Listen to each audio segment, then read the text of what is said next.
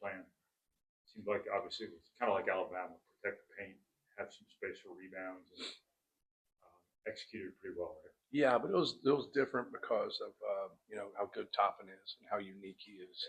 So we had in their pick and pop when he attacks um, is a little bit different than his short roll activity. So we were trying to pull weak side and clog up as much as we can, but also know that we were susceptible to some of those skip passes, and we knew those were long runs. I didn't think we did a great job early. One time we just didn't stay with Atwell. That was the one guy we weren't going to leave at all. And then, Christian Anderson got a couple ball screen threes there. We just weren't up touching and ball screen D. We had to do a better job.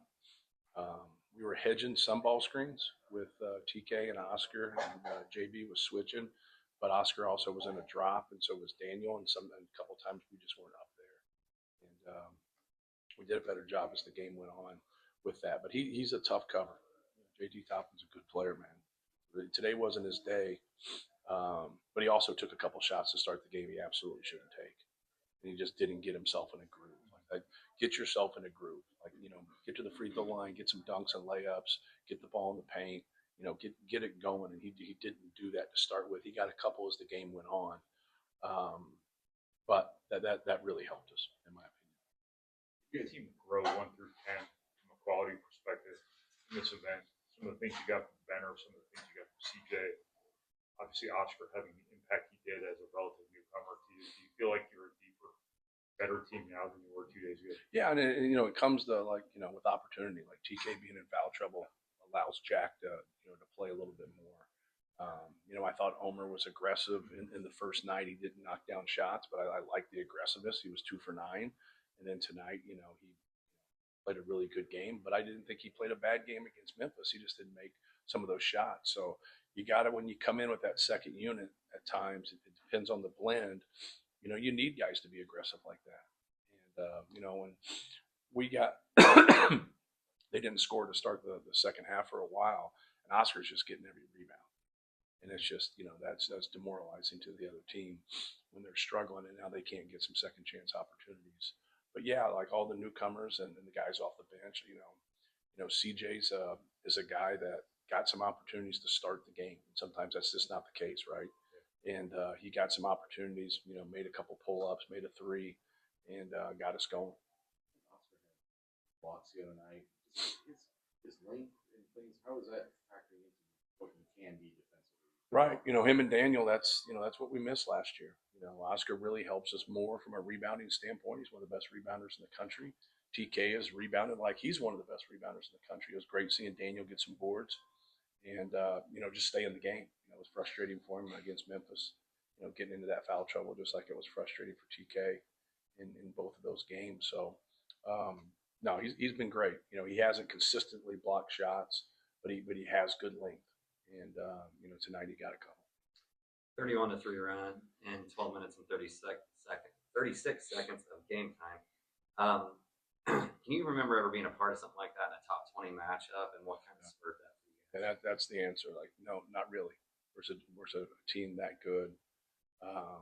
They're a good team. They went on the road and played at Illinois, and it went down to the end of the game. They have really good players. They have a couple guys that are going to play in the NBA, and just hats off to our guys. I thought from our rebounding and defense, we've made some strides here the last 3 weeks. I don't think we've arrived, but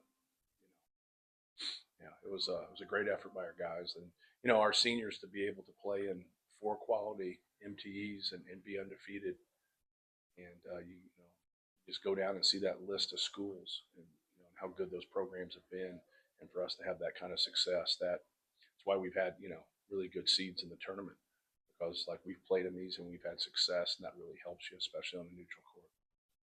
The answer is that you have to replicate this now, but at the same time, seeing a defensive performance like that, is that important for this team? Do you feel like they needed to prove it to themselves or see it themselves to then replicate it? Yeah, I mean, just doing little things. I think as the game goes on, sometimes a lot of teams will have slippage, and you lose the details, and you just have to stay with it. And I thought our guys did a better job tonight. It's easier to stay with it when you're seeing the results. And I think for us, We handled the post a little bit differently. We handled the pocket pass a little bit differently, and all because of JT Toppin and our respect for him.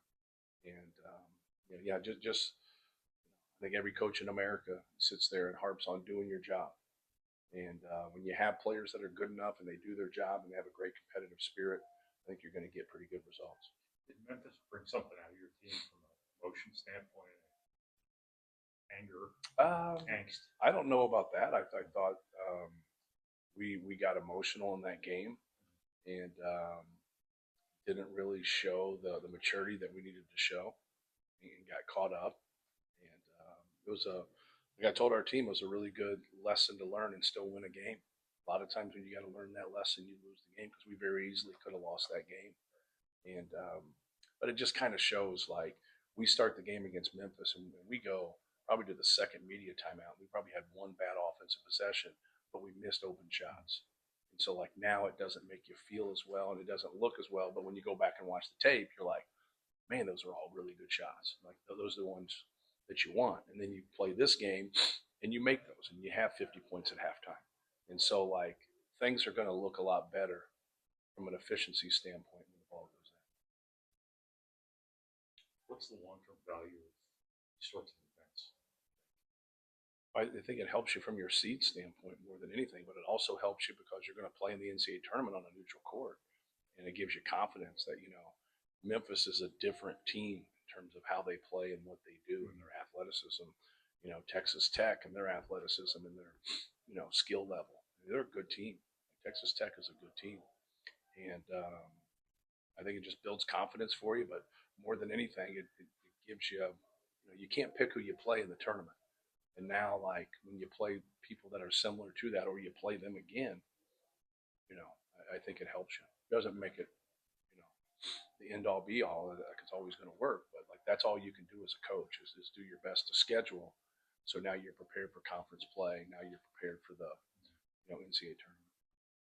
Right at the beginning of the game, CJ gets involved with a pick and roll with TKR. One leads a score for TK, one leads a score for CJ, but I haven't really seen that a ton before. Is that something intentional to get him more involved in the offense early on? Yeah. He got into, PJ got some actions for him, to kind of get to his pull up. He's gotten a couple shots just off a penetration pull up shot fake and they fly by. Either he sidesteps on a catch or he comes off the dribble and shot fakes and just shoots it in the same place. But, he's when he has a good rhythm, the ball goes in. And, he's a really good compliment, to our guys. And it's good, like, when your compliment gets 18 points, right? He just lifted us other night. We really needed him against Memphis. And he just took that confidence and then started the game and knocked down those 3 shots. I normally sub him right at that break. I tried to grab a couple more offensive possessions there to see if he could, dial another one up. Anything else? No, I'm good.